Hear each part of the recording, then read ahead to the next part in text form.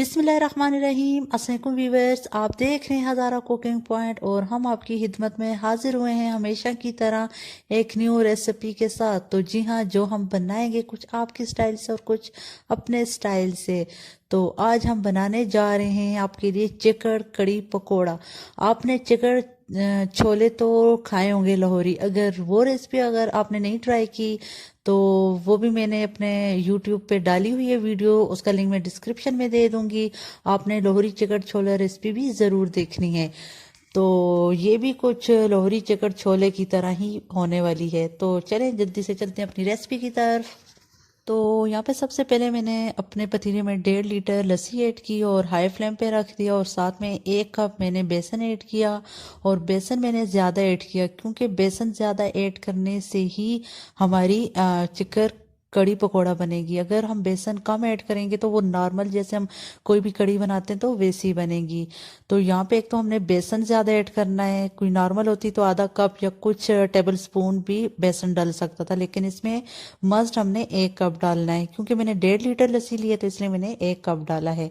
और यहाँ पे हमने इसी तरह हल्के हल्के चम्मच हिलाते रहना है, क्योंकि चम्मच हिलाने का मेन रीज़न यही है कि इससे लस्सी फिटती नहीं है और बिल्कुल अच्छे से उबाल आ जाता है।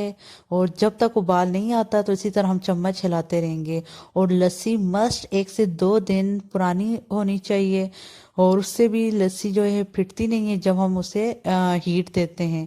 और कड़ी बहुत अच्छा बनती है और उसमें थोड़ा थोड़ा खट्टा सा टेस्ट आता है। जब तक इसमें उबाल नहीं आता तो हम ऐसे अपने नेक्स्ट स्टेप की तरफ जाते हैं। तो लस्सी में उबाल आ गया है तो मैं अपने दूसरे चूल्हे की तरफ आ गई हूँ। यहाँ पे मैंने अपनी छोटी कढ़ाई रख दी और इसमें 1 कप जो है मैंने ऑयल डाला है, साथ में बड़े साइज़ की एक बारीक प्याज काट के डाल दी है। और प्याज को हमने तब तक फ्राई करना है जब तक ये लाइट ब्राउन कलर में नहीं आ जाता। और जब तक हमारा प्याज फ्राई हो रहा है तो जल्दी से आप हमारे चैनल को सब्सक्राइब करें और बेल नोटिफिकेशन को ऑल करना मत भूलिएगा, क्योंकि हम चाहते हैं कि हमारे आने वाली तमाम वीडियोस सबसे पहले आप तक पहुंचें और हमारी सबसे इजी और शॉर्ट वीडियोस को आप इंजॉय करें। तो साथ ही हमारी वीडियोस को लाइक एंड शेयर भी ज़रूर कीजिएगा। तो आप यहाँ पे देख सकते हैं कि ऑलमोस्ट हमारा प्याज जो है फ्राई हो चुका है, लाइट ब्राउन कलर में आ गया है। तो देन अब इसमें मैं लहसुन और अदरक का पेस्ट एक साथ मैंने बना दिया था जो कि 1.5 चम्मच था। तो अब मैंने इसमें ऐड कर दिया और हल्का से इसमें मिक्स करके फ्राई करूँगी। तो जैसे ही ये हल्का सा फ्राई होता है तो हम अपने नेक्स्ट इंग्रेडिएंट की तरफ जाएंगे। तो यहाँ पे अब मैं नेक्स्ट जो है टमाटर मैंने 4 बड़े साइज़ के लिए थे जिन्हें मैंने ग्राइंड कर दिया था, क्योंकि हमने ग्रेवी ऐसी बनानी है जिसमें कोई भी चीज़ ऊपर नज़र ना आ रही हो ना, लस्सी कड़ी, क्योंकि वो इतनी थिक गाढ़ी नहीं होती। और ये टमाटर मेरा सही पके हुए गले हुए बीच में ना हो, ग्रेवी अच्छी ना बने तो कड़ी का वो चस नहीं आती ना।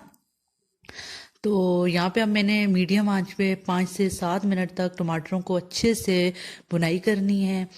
और साथ में ही यहाँ पे मैंने 2 चम्मच लाल मिर्च और आधी चम्मच हल्दी ऐड कर दिया और अच्छे से मिक्स करूँगी।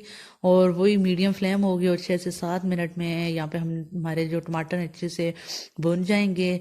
और वो हमें ऐसे पता चलेगा जब हमारे टमाटर के ऊपर ऑयल आना स्टार्ट हो जाएगा, तो देन हमारी ये जो ग्रेवी है तो रेडी होगी।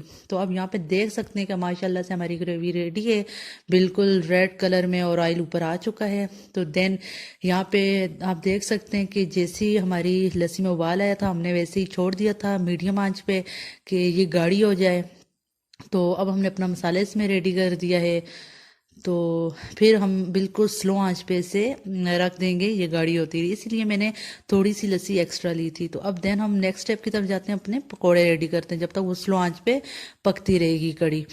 तो यहाँ पे मैंने 2 कप बेसन लिया, एक बारीक नॉर्मल साइज़ की प्याज छोटी छोटी काटी, 3 मैंने टमाटर लिए जिन्हें छोटा छोटा काटा, 3 से 4 हरी मिर्च छोटी छोटी काटी, आधा चम्मच लहसुन पेस्ट डाला, थोड़ी सी धनिया, और साथ में 1 से 1.5 चम्मच मैंने लाल मिर्च का पाउडर डाल दिया है, और 1 चम्मच मैंने नमक डाल दिया है। साथ में मैंने ग्रीन ऑनियन छोटी छोटी चॉप करके डाल दी थी, और वो अवेलेबल है तो डालें, नहीं है तो स्किप कर दें।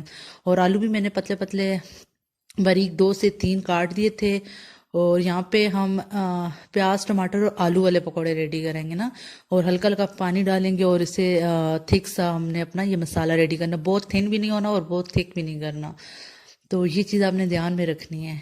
तो यहाँ पे हमारा मसाला रेडी हो गया है। अब हमने अपनी कढ़ाई में ऑयल डाल दिया है और मीडियम आंच पे ऑयल गर्म होती है इसमें हमने अपने पकोड़े ऐड किए और माशाल्लाह से आप देख सकते हैं कि हमारे पकोड़े साथ साथ रेडी हो रहे हैं।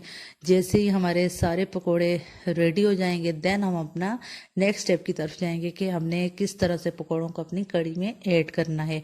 तो वीडियो को स्किप नहीं कीजिएगा क्योंकि कुछ स्पेशल टिप्स एंड ट्रिक्स होती हैं जो आपसे स्किप हो जाएं तो फिर वो चीज़ वैसी नहीं बनती जैसे बता रहे होते हैं।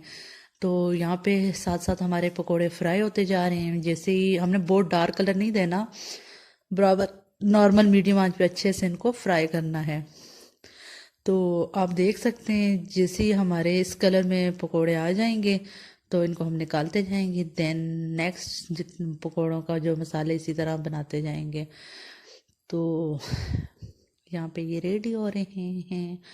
तो जैसे हमारे पकोड़े रेडी हो चुके हैं तो अब हमने अपनी कढ़ी की तरफ आए हैं और कढ़ी में 1 चम्मच गरम मसाला पाउडर, 1 चम्मच ज़ीरा और 1 चम्मच अजवाइन ऐड की। साथ में थोड़ी सी धनिया और हरी मिर्च काट के रखी थी वो हमने ऐड की और जितने भी पकोड़े रेडी किए थे वो भी इस कढ़ी में ऐड कर दिए और अच्छे से मिक्स करेंगे। और यहाँ पे हमारी कढ़ी सही घनी हो गई है, पक चुकी है। और यहाँ पे हमने बिल्कुल अपनी फ्लेम ऑफ कर देनी है क्योंकि अब हमने पकोड़े ऐड कर दिए हैं। देन हम अपने तमाम पकोड़े कढ़ी जो है अपने बाउल में निकालेंगे। तो आप देख सकते हैं कि ये कितनी ज़बरदस्त रेडी हो चुकी है। तो बहुत ज़बरदस्त लग रही है। जी हाँ, मेन स्टेप तो अब हम करेंगे। हमने अपना फ्राई पैन बिल्कुल लो आंच पे चूल्हे पे रखा, 3 से 4 चम्मच ऑयल डाला। ऑयल थोड़ा सही जैसे ही गर्म हो गया इसमें हमने एक लाल मिर्च पाउडर का चम्मच ऐड किया, 6 से 7 लाल मिर्च साबुत ऐड की और इनको हल्का सा बीच में फ्राई करेंगे ताकि जो ऑयल है अच्छे से कलर पकड़ ले। तो देन हम अपने बाउल पे ऐड करेंगे। माशाल्लाह से आप देख सकते हैं कि इसमें कलर और खुशबू मज़ीद इन्हेंस होगी। आपको मैं बता नहीं सकती कितनी मज़ेदार खुशबू आ रही है। तो अभी मैं खाऊंगी तो और ही ज़्यादा चस आएगी। उम्मीद है कि ये रेसिपी आपको ज़रूर पसंद आएगी। आज की इजाज़त दीजिए। अल्लाह।